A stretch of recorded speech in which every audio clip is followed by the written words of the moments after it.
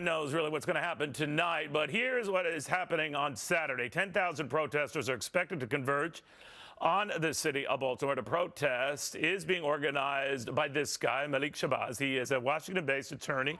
He's a former head of the new Black Panther Party. He also organized a demonstration in Baltimore last Saturday that started peacefully but ended kind of violently. To Steve Rogers on what officials do to prepare. Steve, they know how these things go.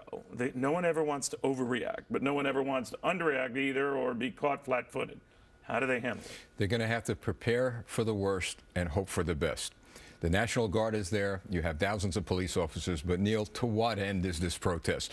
The people of the city of Baltimore, including the famous mom, God bless her, have this thing well in hand. And the bishops have this well in hand.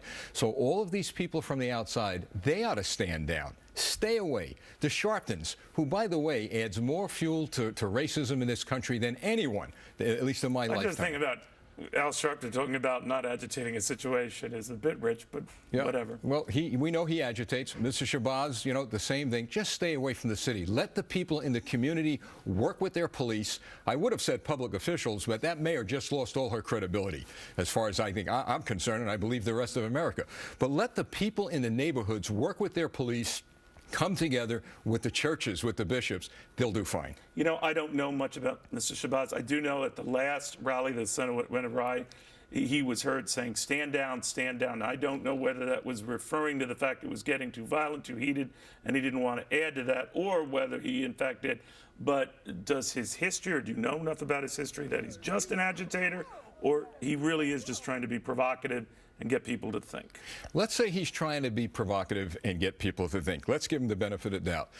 Those individuals that go to these rallies, a lot of them are looking for trouble. You're drawing people from all sorts of areas of the country and with different agendas. So even if his intentions are good, and like you said, Neil, we can't prejudge this fellow. Right. But the fact of the matter is, bad people are going to show up and they're going to do bad things. But do you think the police department, for maybe very sound reasons, and by kicking this up to prosecutors to examine their police report on what happened to this guy, have in fact fueled and prompted a vacuum into which all sorts of people are jumping? Major mistake on the part of the police department.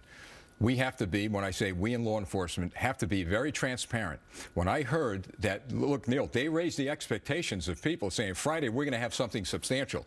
Look, we want justice for the police as well as the Gray family, but we have to be transparent. They made a mistake, and I've said this has been an epic failure in leadership now on all levels. So you think the prosecutor will be compelled to release those findings? He should. What's the delay? Right. I mean, they may be legitimate, but transparency is important. Steve, always good seeing you. Thank you. Thank you. Steve Rogers.